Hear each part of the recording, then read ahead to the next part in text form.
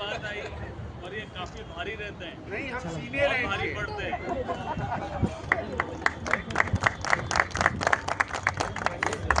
जो विद्यार्थी हैं सबका स्वागत करता हूँ। ये बहुत बढ़िया एक कार्यक्रम स्टूडेंट्स यूनियन की तरफ से यहाँ पर भारंगम में किया जा रहा है, जो काफ़ी पॉपुलर प्रोग्राम है हमारे भारंगम में, और जिसके लिए इन्होंने बहुत मेहनत किया है स्टूडेंट्स ने। तो बहुत सारी कही अनकही कुछ बातें पूछेंगे यशपाल से अभी, और साथ में रेपेट्री में थे कुछ समय हम लोग, 2 साल 3 साल यशपाल है ना, 2 साल। कुछ ही मुझे चाहिए या फिर कुछ भी नहीं चाहिए, तो ये हर तरह का काम कर रहे हैं। चाहे मैं OTT की बात करूं, चाहे मैं फिल्मों की बात करूं,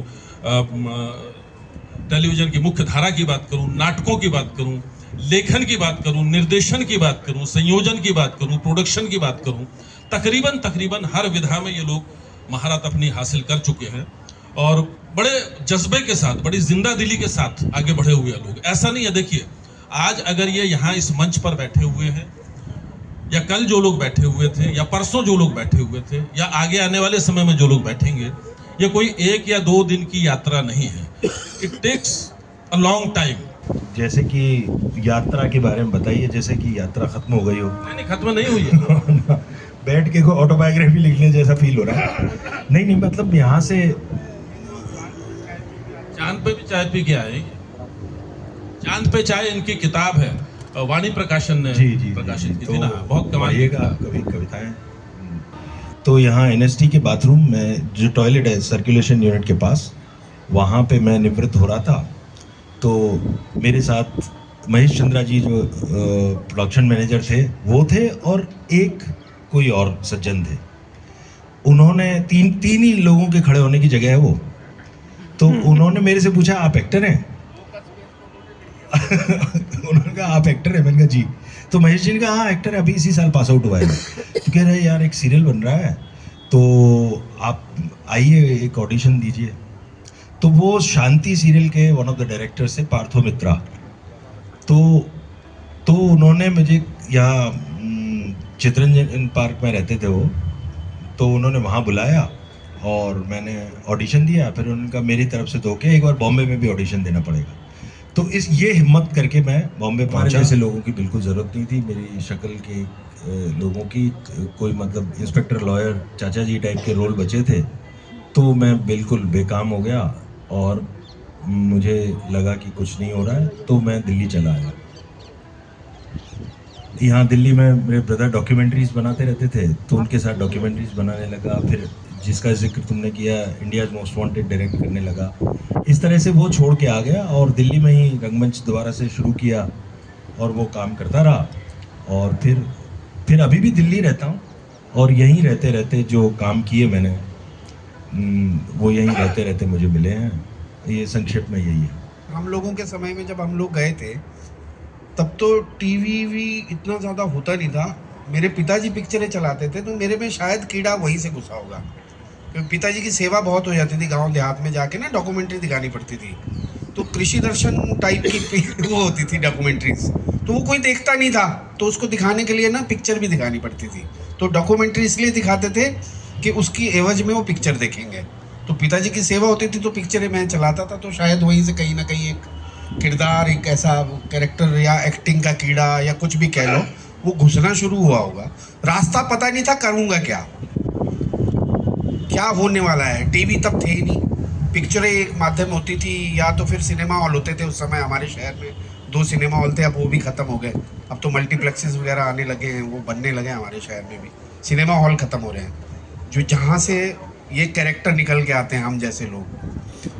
ढूंढो हमें, हम बालाजी को, हम वहाँ पे रह के बालाजी को देखते थे, लेकिन बालाजी कभी कर नहीं पाए, क्योंकि हमारी शक्लें ऐसी थी ना, जैसे भाई ने बोला चोर उचक्के, पहरेदार, डाकू, उनके वैसे सीन ही नहीं होते थे साले। अपने चॉकलेटी चेहरे थे नहीं, अपनी वही दाढ़ी बड़ी हुई, लंबे बाल, कितनी गुंडई करा लोगे।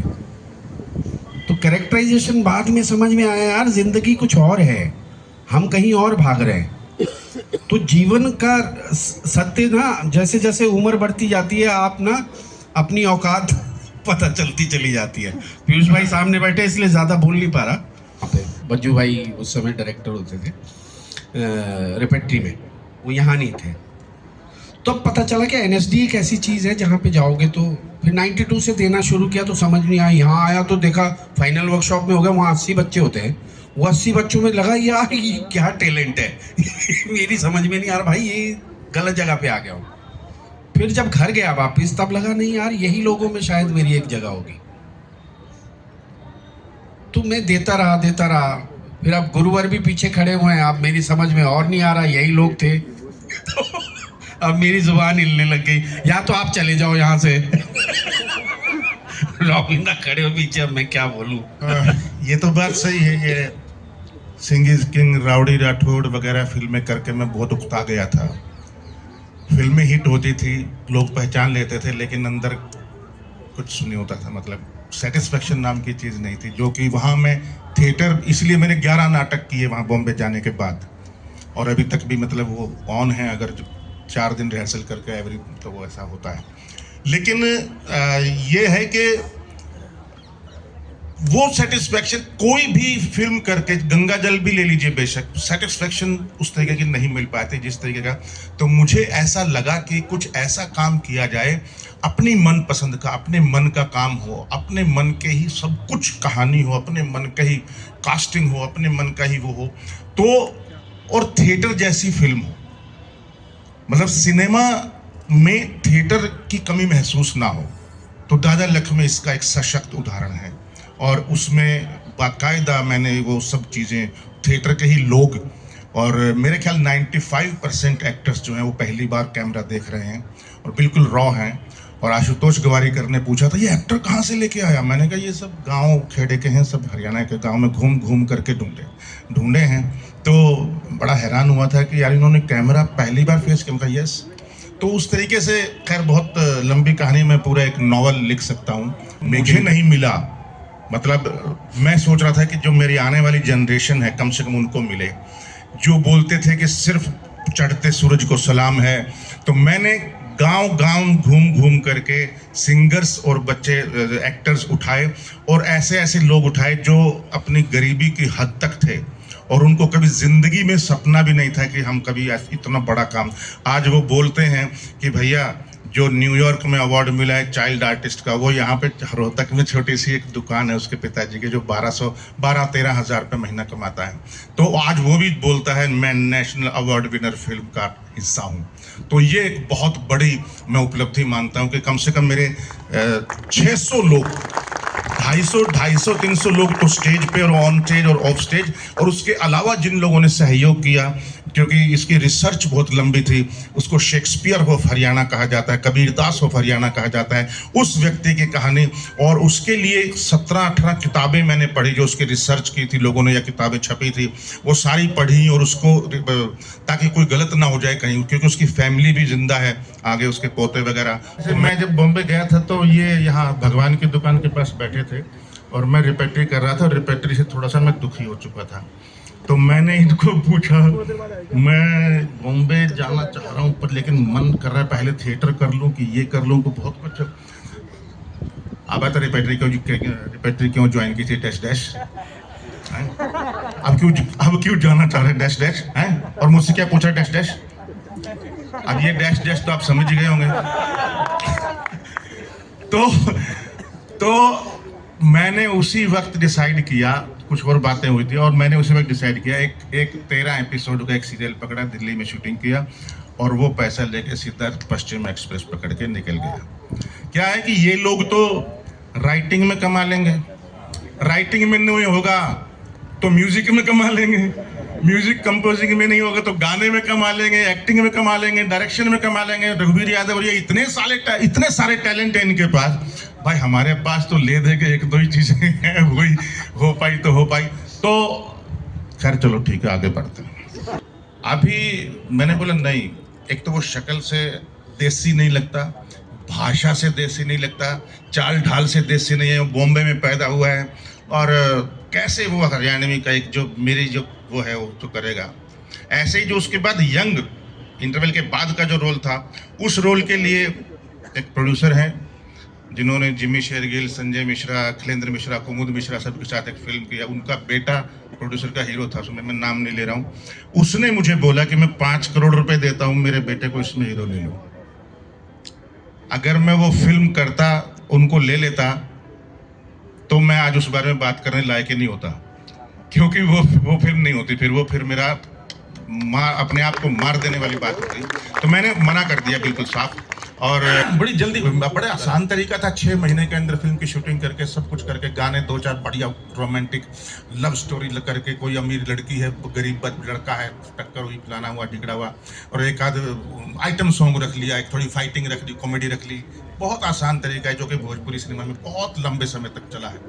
लेकिन आपको अगर चैलेंज लेना है और अगर एक बायोपिक बनानी है, ये बायोपिक है एक फोक आर्टिस्ट की, उसकी लाइफ है, और उसको बनाने में अगर 6 साल लिए मैंने पार्ट 1 में, तो पार्ट 2 में 3 साल तो लगने चाहिए कम से कम। और मेरा ये मानना है कि कोई भी काम, चाहे नाटक हो, चाहे वो फिल्म हो या कोई भी हो, मुझे लगता है कि हो सकता है कई लोगों का ऐसा प्रोसेस हो कि करते करते इवोल्व करते हैं, जैसे अनामिका हक सर जी ने राज दर्पण इवोल्व किया था, या कुछ मतलब कई नाटक, कई डायरेक्टर ऐसे होते हैं। लेकिन मेरा ये मानना है कि स्क्रिप्ट, और कम से कम स्क्रिप्ट नहीं तो स्क्रीन प्ले, या जिसको बोलते हैं कि आइडिया, हर के कहाँ तक पहुँचना है और उसका प्रोसेस में क्या क्या है, वो बहुत जरूरी है। Dialogues are not important for me. Dialogues तो हो सकता है आखिरी दिन भी लिखे जा सकते हो, चेंज हो सकते हो, लेकिन वो होना बहुत जरूरी है। तो मेरे मन में जब तक वो क्लैरिटी नहीं होगी, वही चल रही है अभी प्रोसेस, वही चल रहा है राइटिंग का। तो मेरे साथ एक और भी शख्स हैं, राजू मान जी, तो हम उसी में जी रहे हैं अभी कि क्या ऐसा बनाए कि पार्ट 1 से ऊपर हो। जो यहाँ से गए, बॉम्बे स्ट्रगल किया उन्होंने, कुछ नहीं हुआ, वापिस आ गए, लेकिन उनकी सेकंड इनिंग ना पहली इनिंग से ज़्यादा बेहतर थी। तो मेरे पास क्या हो गया, डबल एक्सपीरियंस हो गया। जो जाके आ चुके थे और यहाँ से फिर गए, वो वाला पढ़ भी रहे थे, हाँ ये लोग पढ़ रहे थे। आदिल भाई आए थे स्टूडियो रूम में ऊपर, तो उन्होंने पूछा क्या नर्वस हो रहे हो? मैंने कहा नर्वस हो रहे हैं, आ जाओ। फिर उन्होंने अंदर अपना एक पैनल बना लिया, जैसे अंदर जजेस बैठते हैं ना, हमारे टीचर्स, स्टूडेंट जाता है तो वो बैठ गए तो वहाँ रिहर्सल हो रहा है। ओ भाई साहब, मैंने कहा ये तो बड़ा टफ है भाई, हमने तो कभी इतने जज एक साथ देखे नहीं। तो फिर बोले गाओ। अरे थिएटर करने आया, गाने थोड़ी ना आया हूँ। वो तबले पे सा मिला रहे भाई साहब, वो अपने वो चले गए, दादा क्या नाम था उनका, गौरंगदा, हाँ, तो वो सा मिला रहे। मैंने कहा अपना सा ही नहीं है अपना तो सा से शुरू होता है।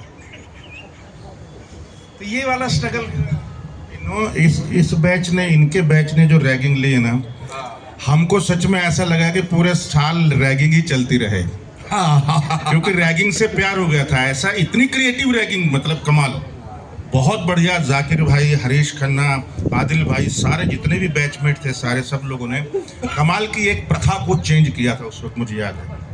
नहीं, वही प्रथा फिर हम लोगों के साथ चली ना आगे। ठीक है, पीयूष भाई भी कल बात कर रहे थे, तो वो एक अलग, बहुत सारी लड़कियां होती थी। मजे की बात यह है कि पीयूष भाई जैसे लोगों को थोड़ी बहुत उनका कुछ संपर्क रहा होगा, हम लोगों को घास नहीं डालती थी ये लोग, तो हम लोग अपनी क्लास की लड़कियों से उनको छेड़ने की कोशिश करते थे, तो वो बाकायदा हम लोगों का साथ दिया करती थी। लेकिन एक बार क्या हुआ, हम लोगों ने एक स्ट्रेटेजी बनाई, 1 मिनट की कहानी सुनाता हूँ, कमाल की है। ऊपर एक स्टूडियो नंबर 1 है, तो वहाँ हमारी क्लास होती थी। तो हम लोग क्या करते थे, हमारा बैच शाम को जैसे क्लास खत्म हुई 5 बजे, हमको मालूम था कि नीचे वहाँ उनका जो कोर्टयार्ड टाइप का बीच में आंगन है कथक केंद्र के हॉस्टल में, तो सारी लड़कियां उनकी वार्डन वहाँ बैठ करके चाय पिया करती थी। तो हम लोगों ने एक योजना बनाई और देखा कि सब बैठ गई हैं, खिड़की खोली, एक के ऊपर एक ऐसे पीछे स्टेप्स बना करके खड़े हो गए, लड़कियां पहले, फिर लड़के हाइट के हिसाब से, और हम लोग कुछ नहीं करते थे, आंख बंद करके भजन गाते थे। उस समय संदीप भट्टाचार्य हमारे बैचमेट उस समय रहे हैं, तो संदीप ने सिखा दिया था हम लोगों को, इतनी शक्ति हमें देना दाता, वो भी गाते थे, और भी 1-2 चीजें गाते थे। जब पहले दिन गाया, इतना गंदा रिएक्शन मिला, मतलब लिटरली गालियां टाइप की निकाली उन लोगों ने, और सब ने बिल्कुल उठ करके कप अप लेकर के अंदर चले गई, गायब भी हो गई। हम लोगों ने कहा कोई बात नहीं, कोशिश करते रहनी चाहिए। तो इसलिए लगान के बाद फिर मैं कभी भी कहीं नहीं गया फोटो लेकर के। उससे पहले बहुत जाता था, 2000 से पहले। तो 2001 जनवरी मुझे याद है, फ्लाइट थी हमारी भुज की और मेरा बर्थडे था, उस दिन वो 4 तारीख से शूटिंग थी, 4 जनवरी 2000 से। तो 2000 से पहले तक था जो स्ट्रगल जो मैंने भाग भाग करके किया, उसके बाद मैंने कभी नहीं किया। उसके बाद पर्सनली कोई डायरेक्टर मुझे अगर पसंद है तो मैं बोलता था कि आपके साथ काम करना, बता देना कभी।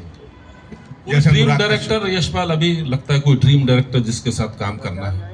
नहीं, मुझे मैं पता नहीं क्यों, मतलब देखो, वैसे तो सभी के साथ, बहुतों के साथ किया है और भी हैं, बहुत सारे हैं। कोई ड्रीम डायरेक्टर जिसकी अप्रोच ऐसी लगती है कि यार ये मुझसे कहीं मेल खाती है और कुछ हम कमाल कर जाएंगे, ऐसा कोई? नहीं, मुझे जैसे शेखर कपूर हैं, जैसे मैं ना एक इंडियन हिस्ट्री में, बॉलीवुड फिल्मों के, सिनेमा के हिस्ट्री में जो एक क्रांति मानता हूँ, वो बैंडिट क्वीन को मानता हूँ। नहीं, संतुष्ट हूँ, मतलब शांति है। पहला सीरियल में शांति था। शांति है, सुकून है, बट संतुष्टि क्या कहें। और करने की इच्छा है, अच्छा करने की इच्छा है, बहुत सारे, ऐसा लगता है कई संभावनाएं हैं अभी, सिर्फ अभिनय में नहीं, मेरे अंदर मुझे लगता है कई चीज़ें मैं एक्सप्लोर करना चाहता हूँ जीवन में, जो उनको करेंगे। किसी और के साथ बोले थे, अब से ये तेरा ना रहेगा। हाँ, और 2 महीने के बाद वो उसका नहीं था, और वो एनएसडी हॉस्टल में आया। मैं, मेरा ख्याल वो जो इससे राइट साइड पे तीसरा कमरा नहीं है पीछे, उस पे वो लात मारी जोर से बंदा। कहाँ है? मैंने कहा यहाँ थोड़ी ना होगी बाबले। तो वो अभी छुट्टियां मनाने घर गई है, बाद में तू वहां जाके कर ले अपना जो भी है। वो कहीं और से आया था, उसी के साथ पढ़ता था बेचारा, राष्ट्रीय नाट्य विद्यालय में वो सिलेक्शन हो गया, वो पसंद आ गया। तो मेरे को ये क्रिएशन है दादा।